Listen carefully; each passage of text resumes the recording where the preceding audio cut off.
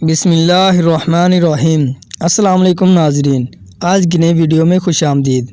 آج پھر سے مجھے دیکھنے کے لیے لوگ آئے تھے۔ ہمیشہ کی طرح مجھے پسند بھی کر گئے تھے، مگر مجھے یقین تھا کہ اس بار بھی میرا رشتہ پکا نہیں ہو پائے گا۔ خیر، جو میں نے سوچا تھا بالکل ویسے ہی ہوا تھا۔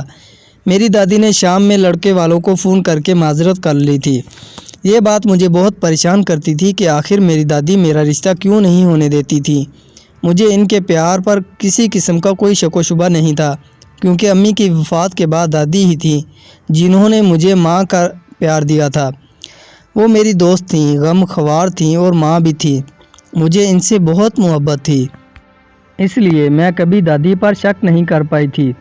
اس حقیقت کے باوجود بھی کہ میری سہیلیوں نے مجھے سے کہہ رکھا تھا کہ تم اپنے باپ کے گھر بیٹھی بیٹھی بوڑھی ہو جاؤ گی، مگر تمہاری دادی تمہارا رشتہ نہیں ہونے دے گی، کیونکہ شاید انہیں تنہائی سے ڈر لگتا ہے، جبکہ اس بڑی دنیا میں فقط تم ہی ہو جو ان کو سمجھتی ہو، اپنا سارا وقت ان کو دیتی ہو۔ میں اپنی دوستوں کی بات سن کر ہنس دیا کرتی تھی اور کہتی تھی کہ ایسا کچھ بھی نہیں ہے جیسا کہ تم سب سمجھ رہی ہو۔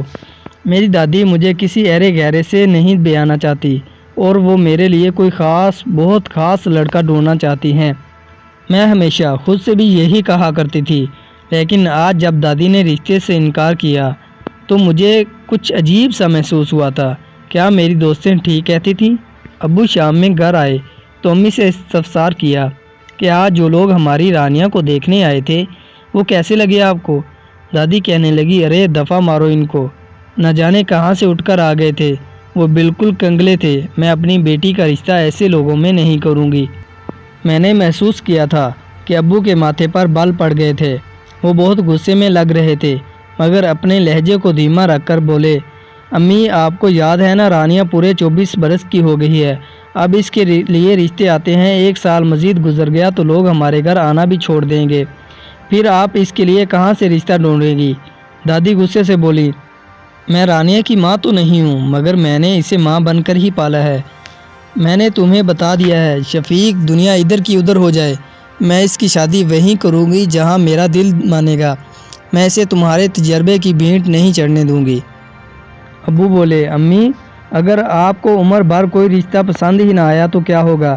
دادی بڑے اطمینان سے بولی کہ پھر کیا، میں اپنی بیٹی کو گھر بٹھائے رکھوں گی، اس کی 2 روٹیاں مجھ پر بوجھ نہیں ہیں، میں اسے اپنے ساتھ رکھ لوں گی۔ دادی کی باتیں سن کر مجھے محسوس ہوا جیسے میری دوستوں کی پیشن گوئی بالکل درست تھی۔ دادی مجھے بیاہنا ہی نہیں چاہتی تھیں تاکہ وہ تنہا نہ رہ جائیں۔ مجھے بہت افسوس ہو رہا تھا کہ کیا میں عمر بھر گھر ہی یوں بیٹھی رہوں گی، جبکہ میری ساری ہم عمر لڑکیاں بیاہی جا رہی تھیں۔ میں اپنے کمرے میں آ گئی اور دیوار کو گھورنے لگی۔ آج مجھے امی کی بہت یاد آئی تھی، کاش وہ مجھے چھوڑ کر نہ گئی ہوتی تو آج مجھے یہ سب تو نہ سہنا پڑتا۔ خیر، اس بات کو 3 دن گزر چکے تھے۔ دادی میرے پاس آئیں اور کہنے لگیں، رانیہ تم تیار ہو جانا، تمہیں لڑکے والے دیکھنے آئیں گے۔ میں نے نفی میں سر ہلا دیا اور بولی، نہیں دادی مجھے نہیں تیار ہونا، آپ کو کون سا لڑکے والے پسند آتے ہیں جو میں بلا وجہ تیار ہو کر بیٹھ جاؤں؟ مجھے علم ہے آپ نے اس بار بھی انکار ہی کرنا ہے۔ میری بات سن کر دادی مسکرا دی۔ وہ کہنے لگی، ہو سکتا ہے یہ لوگ بالکل ویسے ہی ہوں جیسے میں نے تمہارے لیے چاہتی ہوں، اس لیے تیار ہو جاؤ اور میری طرف سے دل میں کوئی بھی بری بات مت لاؤ۔ میں چپ کر گئی تھی۔ مجھے یقین تھا کہ اس بار بھی دادی انکار کر دیں گی، مگر پھر بھی ان کی خوشی کی خاطر میں تیار ہو کر ان لوگوں کے سامنے چلی گئی۔ آج مجھے دیکھنے کے لیے 2 عورتیں، 1 مرد آیا تھا۔ دونوں عورتیں مجھے دیکھ کر بہت خوش ہوئیں، کہنے لگیں کہ ہمیں تو رانیہ بہت ہی اچھی لگی ہے۔ نے تو جلدی سے اپنے پرس سے 10,000 نکالے اور میرے ہاتھ پر رکھ دیے۔ میں اس قدر تیزی پر بکھلا کر رہ گئی تھی۔ میں نے دادی کی طرف سوالیہ نظروں سے دیکھا تھا۔ ان کے چہرے پر مسکراہٹ تھی اور انہوں نے مجھے وہ پیسے رکھ لینے کا اشارہ کیا تھا۔ میں وہ پیسے تھام کر کچن میں آ گئی تھی۔ میرے دل کی دھڑکن بہت تیز ہو چکی تھی۔ کیا دادی نے میرے لیے رشتہ پسند کر لیا تھا؟ مجھے خوشی تو ہو رہی تھی، مگر میں دادی پر ابھی بھی یقین نہیں کر سکتی تھی۔ وہ کسی بھی لمحے اپنا فیصلہ بدل سکتی تھیں۔ خیر، وہ لوگ واپس چلے گئے تھے۔ ابو جب شام کے وقت کام سے آئے تو دادی نے انہیں گلے لگا لیا اور بولی، بہت بہت مبارک ہو شفیق، میں نے رانیہ کے لیے لڑکا پسند کر لیا ہے۔ ابو نے میری جانب مسکرا کر دیکھا، پھر کہنے لگے اچھا امی یہ تو بتائیں ان لوگوں میں ایسی بھی کیا بات تھی جو آپ کو بھا گئی؟ دادی کہنے لگی وہ لوگ ہمارے شہر کے نواب ہیں۔ ابو کے چہرے کی رنگت بدل گئی تھی، ان کی آنکھوں میں حیرت ہو رہی تھی۔ وہ بے یقینی سے بولے امی مگر یہ سب؟ دادی نے ابو کے لبوں پر ہاتھ رکھ دیا تھا۔ وہ کہنے لگی مجھے معلوم ہے کہ میں نے کیا کرنا ہے۔ مجھے 100% یقین ہے کہ ایک دن میری بچی کے لیے بہت ہی اچھا رشتہ آئے گا، اور دیکھ لو میری سنی گئی۔ ابو نے نفی میں سر ہلا دیا اور بولے نہیں امی، میں ہرگز اپنی بیٹی کی شادی نوابوں میں نہیں کروں گا، ہمارا کوئی جوڑ نہیں بنتا ان کے ساتھ۔ بے جوڑ کے رشتوں میں ہمیشہ عورت کو ہی سب کچھ برداشت کرنا پڑتا ہے۔ میں نے اپنی بیٹی کو اتنے نازوں سے اس لیے نہیں پالا کہ وہ لوگوں کی باتیں سنتی رہے۔ دادی کہنے لگی بس بس شفیق، اب تم چپ ہی رہو گے؟ میں نے رانیہ کا رشتہ طے کر دیا ہے، بس میں نے اسے ماں بن کر پالا ہے، میرا اتنا تو حق بنتا ہے نا۔ ابو چپ کر گئے تھے، مگر ان کے چہرے سے محسوس کر سکتی تھی کہ وہ مطمئن نہیں تھے۔ میں اب یہ سوچ کر حیران ہو رہی تھی کہ کیا دادی نے میرا رشتہ صرف اس لیے کر دیا کہ نواب امیر تھے؟ میری دادی تو بہت قناعت پسند تھی، انہوں نے ہمیشہ غربت میں زندگی بسر کی، مگر لبوں پر کبھی شکوہ نہیں آیا، ساری زندگی اللہ کا شکر ادا کرتی رہی ہیں۔ اور میری بار انہوں نے ہر وہ رشتہ ٹھکرا دیا تھا جو ذرا متوسط سے لوگ ہوتے تھے۔ آج میرے لیے بڑے اونچے گھر سے رشتہ آیا تھا تو انہوں نے فوراً سے ہاں کہہ دی تھی۔ رات کے وقت ابو میرے کمرے میں آئے اور مجھ سے کہنے لگے رانیہ، تمہاری دادی نے جو تمہارے لیے رشتہ قبول کیا ہے اس کے متعلق تمہاری کیا رائے ہے؟ میں بولی ابو مجھے کچھ بھی معلوم نہیں ہے کہ وہ لوگ کیسے ہیں، لڑکا کیسا ہے، کیا کرتا ہے، بس دادی نے ہاں کہہ دیا تو میرے لیے اتنا ہی کافی ہے۔ میں نے شادی آپ دونوں کی مرضی سے ہی تو کرنی ہے، آپ جہاں کہیں گے میں سر جھکا دوں گی۔ ابو مسکرانے لگے، وہ بولے میں اس رشتے پر راضی نہیں ہوں، میں ایک غریب انسان ہوں، تمہارا رشتہ بہت ہی اونچے گھرانے سے آیا ہے، میں تو ساری عمر بھی محنت کرتا رہوں ان لوگوں کے شایان شان جہیز نہیں بنا پاؤں گا۔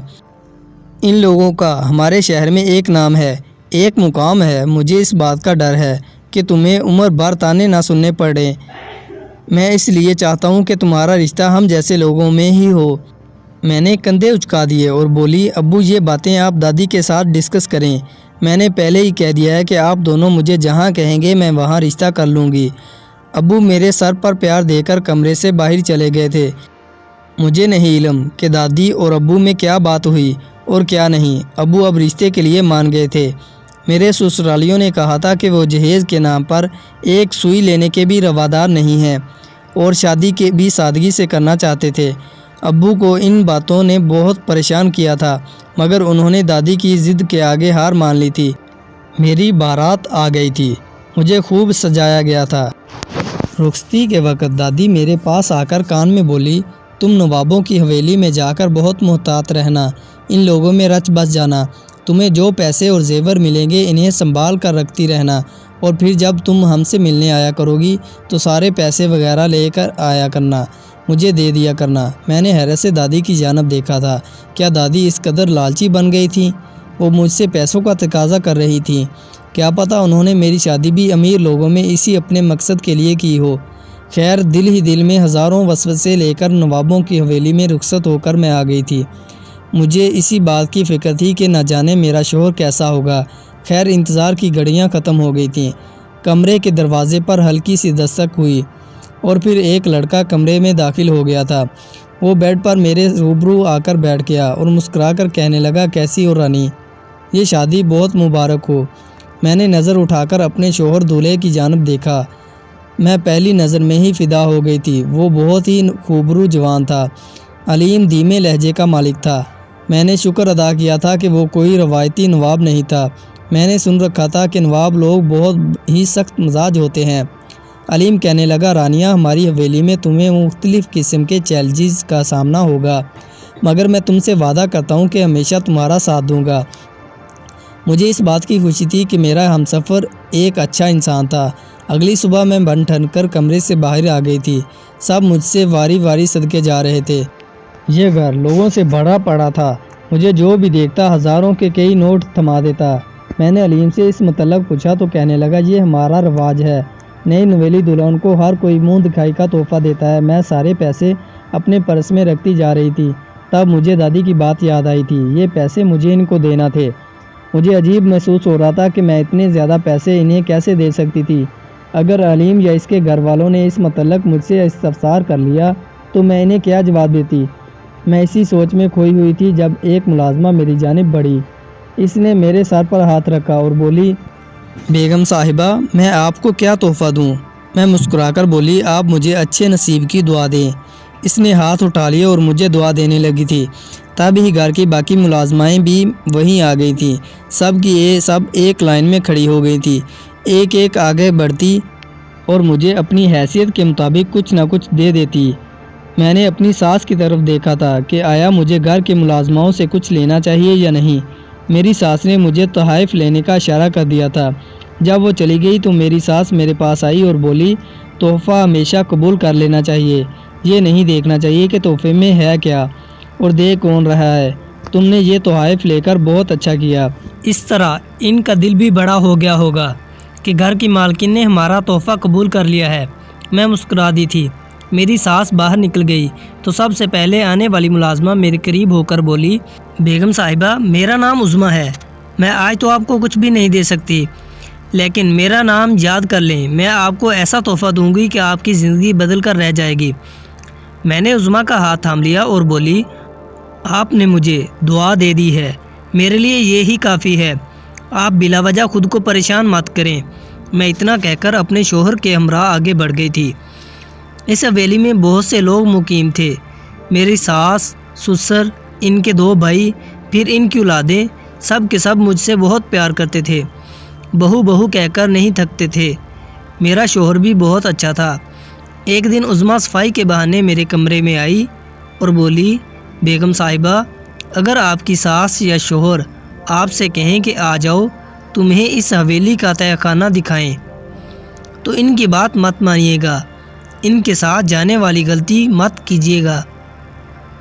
میں نے سوالیہ نظروں سے عظمیٰ کی جانب دیکھا تھا، مگر وہ میرے سوالوں سے بچنے کے لیے جلدی سے کمرے سے باہر نکل گئی تھی، جبکہ میں ہکا بکا رہ گئی تھی کہ آخر وہ ایسا کیوں کہہ کر گئی تھی۔ میرے دل میں ڈھیروں وسوسے جاگ گئے تھے۔ میں نے سوچ لیا تھا کہ عظمیٰ سے پوچھ کر رہوں گی کہ اس نے ایسا کیوں کہا تھا۔ تھوڑی دیر بعد ہی کمرے میں میرا شوہر آ گیا۔ وہ بولا، تم اتنی پریشان کیوں بیٹھی ہو؟ میں نے نفی میں سر ہلا دیا اور بولی، ایسی تو کوئی بات نہیں ہے، میں نہیں چاہتی تھی کہ علیم کو پتہ چل سکے کہ مجھے عظمیٰ نے ایسی کوئی بات کی ہے۔ خیر، میں سارا دن عظمیٰ سے بات کرنے کا موقع تلاش کرتی رہی، مگر وہ مجھے تنہا نہیں ملی تھی۔ کبھی کچن میں دوسری ملازماؤں کے ساتھ مل کر کام کر رہی ہوتی تو کبھی لاؤنج میں میرے گھر کے مالکوں کے سامنے صفائی وغیرہ کر رہی ہوتی۔ رات کے 10 بجے تک میں موقع تلاش کرتی رہی، مگر جب ناکامی ہوئی تو میں نے سونے کے لیے اپنے کمرے میں چلی گئی۔ مگر میں نے یہ ارادہ کر لیا تھا کہ صبح ہر حال میں عظمیٰ کو اپنے کمرے میں بلاؤں گی اور اس سے دریافت کروں گی کہ اس نے مجھ سے یہ سب کیوں کہا تھا۔ صبح جب میں اور علیم ناشتے کے لیے کمرے سے نکلے تو عظمیٰ لاؤنج میں ہی کھڑی تھی۔ میں جلدی سے آگے بڑھی اور بولی، عظمیٰ، تم میرے کمرے کی صفائی کرنے آ جانا، میں ناشتے سے فارغ ہو جاؤں تو پھر تم سے تفصیل سے صفائی کرواؤں گی۔ اس نے ہاں میں سر ہلا دیا۔ ہم سب نے بڑے خوشگوار ماحول میں ناشتہ کیا تھا۔ میں اٹھ کر اپنے کمرے میں جانے لگی تو میری ساس بولی، رانیہ، ٹیبل پر جتنے بھی برتن پڑے ہیں سب کے سب اٹھا کر کچن میں رکھ دو۔ میں نے بے یقینی سے اپنی ساس کی طرف دیکھا تھا۔ وہ کہنے لگی، اس طرح سے کیوں دیکھ رہی ہو؟ ابھی تو میں نے تم سے یہ نہیں کہہ دیا کہ برتن دھو کر بھی رکھ دینا، ابھی کچھ دن آرام کر لو۔ پھر تمہیں خود کو اچھی بہو بھی تو ثابت کرنا ہے نا؟ علیم جلدی سے بول پڑا۔ وہ کہنے لگا، امی، میں نے دوسری بھابھیوں کو تو کبھی بھی گھر کے کام کرتے ہوئے نہیں دیکھا، پھر میری بیوی ہی کیوں؟ میری ساس کے چہرے پر طنزیہ مسکراہٹ پھیل گئی۔ وہ کہنے لگی، تمہاری بھابھیاں بہت اچھے گھروں سے آئی ہیں، جبکہ तुम अच्छी तरह से वाकिफ़ हो कि तुम्हारी बीवी का बैकग्राउंड कैसा है। ऐसी लड़कियों को काम करने की आदत होती है, काम ना हो तो बोर हो जाती हैं और फिर अपनी तफरीह के लिए घर में फूट डलवाती रहती हैं। मैंने बेयकीनी से अपनी सास की जानिब देखा था।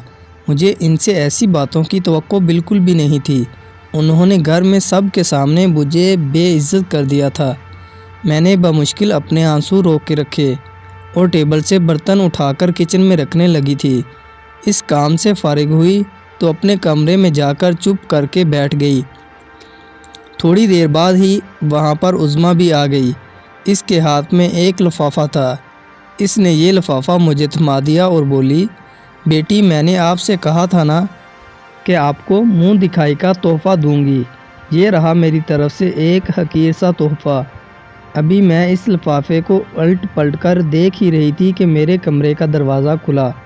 मेरी सास बड़े मसरूफ़ से अंदाज में मेरे कमरे में दाखिल हुई। जब इसने मेरे हाथ में उज़्मा का दिया हुआ लिफाफा देखा तो वो खौफ से चीख पड़ी और वो लिफाफा लेकर बोली, ये पैसे मैं सदका कर दूंगी। फिर उज़्मा की जानिब देखकर पूछा, इस लिफाफे में पैसे ही हैं ना? उज़्मा बेतहाशा डरी हुई थी। वो बोली, जी बेगम साहिबा पैसे ही हैं।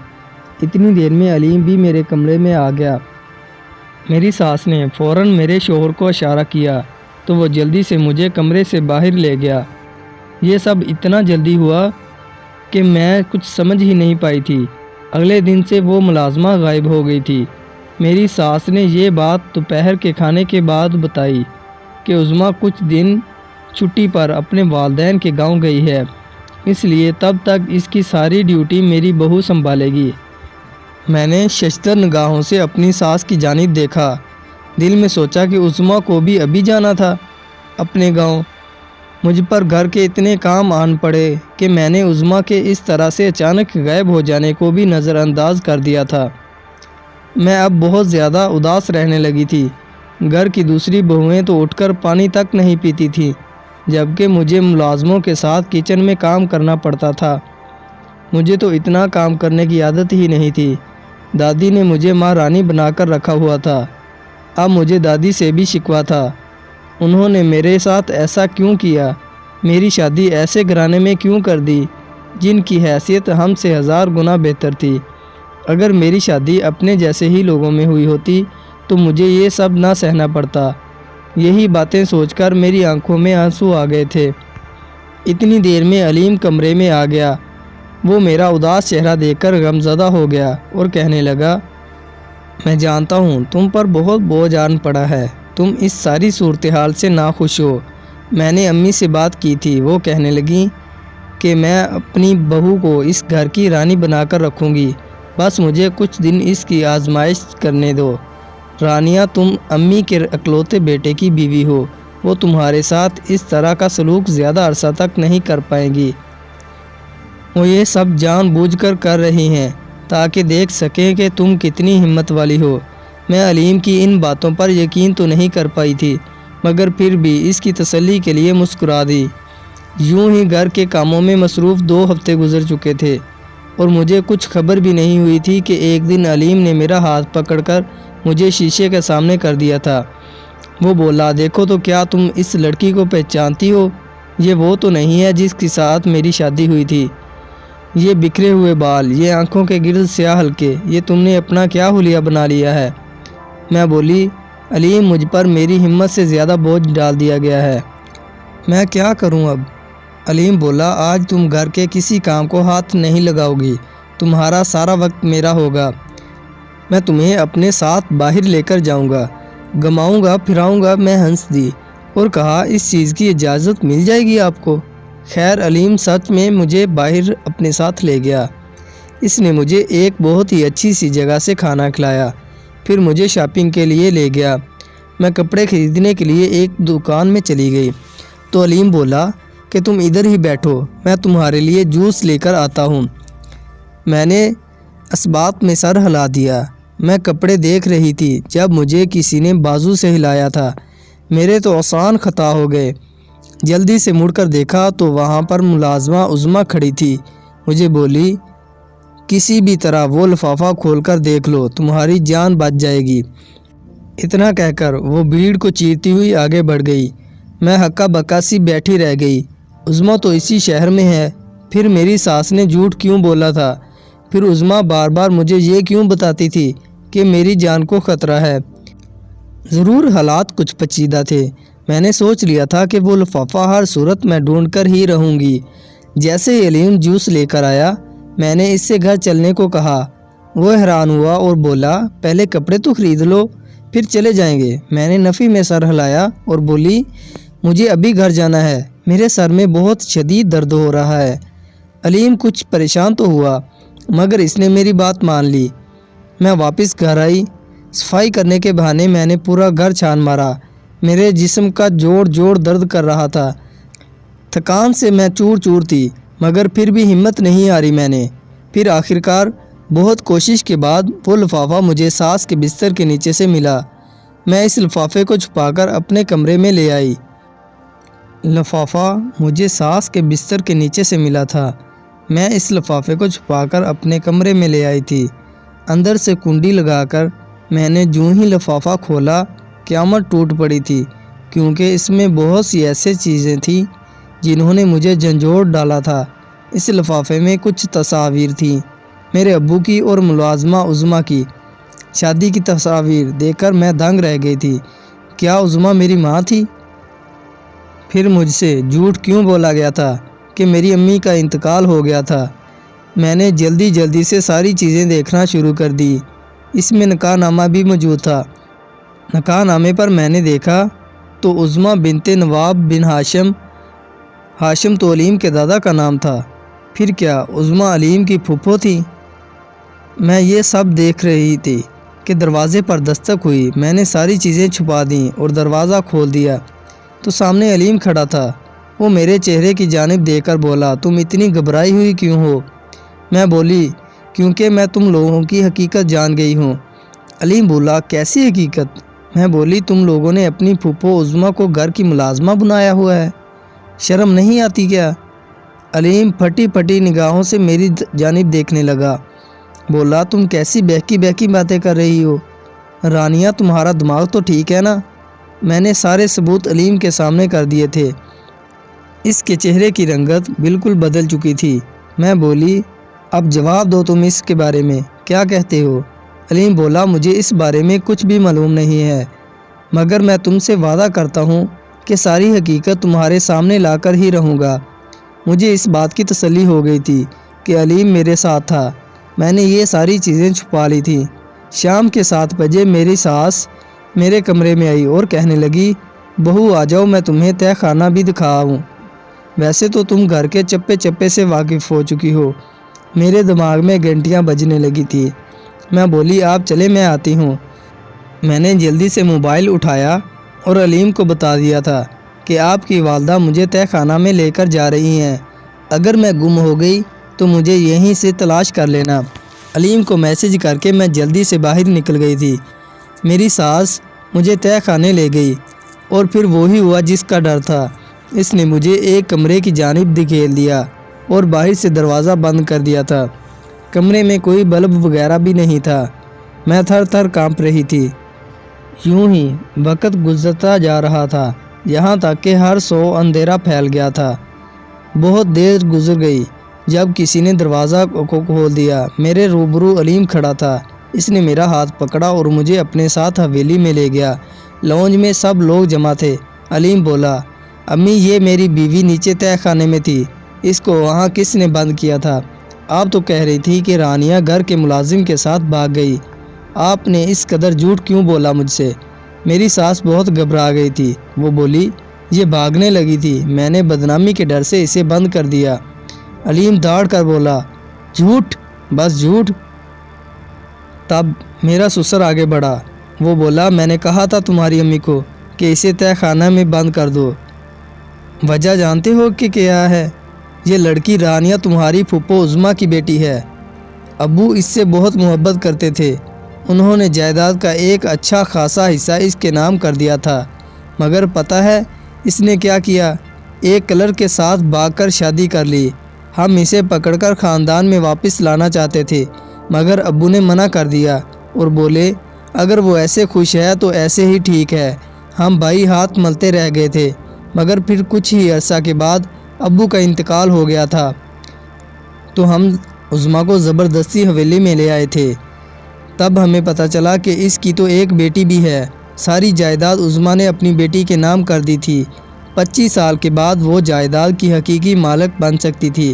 ہم بھائیوں کو بہت غصہ آیا، عظمیٰ کو گھر کی ملازمہ بنا لیا۔ پھر ہم نے تمہاری شادی عظمیٰ کی بیٹی سے فقط اس لیے کی تھی تاکہ ہمیں ہماری جائیداد واپس مل سکے، مگر تمہاری امی نے محسوس کیا تھا کہ عظمیٰ اپنی بیٹی کو ساری حقیقت بتا دینا چاہتی تھی، اس لیے اسے دوسری حویلی بھجوا دیا گیا اور رانیہ کو تہہ خانے میں ڈال دیا تاکہ جب وہ 25 برس کی ہو جائے گی تو جائیداد ہتھیا کر اس کا صفایا کر دیا جائے گا۔ میں تو یہ باتیں سن کر کانپ رہی تھی، جبکہ علیم بولا مجھے شرم آتی ہے آپ کو اپنا والد کہتے ہوئے۔ آپ جائیداد کے لالچ میں اس قدر اندھے ہو گئے تھے، آپ نے رشتوں کا تقدس پامال کر دیا۔ علیم میرا ہاتھ پکڑ کر مجھے حویلی سے باہر لے آیا۔ اس نے دوسری حویلی سے میری امی کو لیا اور ابو کے گھر آ گیا۔ ابو اور امی 27 برس بعد ایک دوسرے کو دیکھ رہے تھے، دونوں پھوٹ پھوٹ کر رونے لگے تھے۔ تب دادی بولی اب سمجھ میں آیا تمہیں کہ میں تمہاری بیٹی کے ہر رشتے سے انکار کیوں کر دیتی تھی؟ کیونکہ مجھے اپنی بہو کو بچانا تھا اور یہ کام میری رانیہ ہی کر سکتی تھی۔ اب دادی کو یہ کون بتاتا کہ بہو کو ڈھونڈتے ڈھونڈتے ہی وہ اپنی پوتی سے ہاتھ دھونے والی تھیں۔ خیر اللہ نے اپنا کرم کیا اور ہم سب ایک ہو گئے تھے۔ علیم نے اپنے والدین سے کنارہ کشی کر لی تھی اور اب ہم سب ایک ساتھ مل جل کر رہ رہے تھے۔ کمنٹ میں بتائیے کہ یہ سٹوری کیسی تھی۔ سب دوستوں کا دیکھنے کا شکریہ۔ اللہ حافظ۔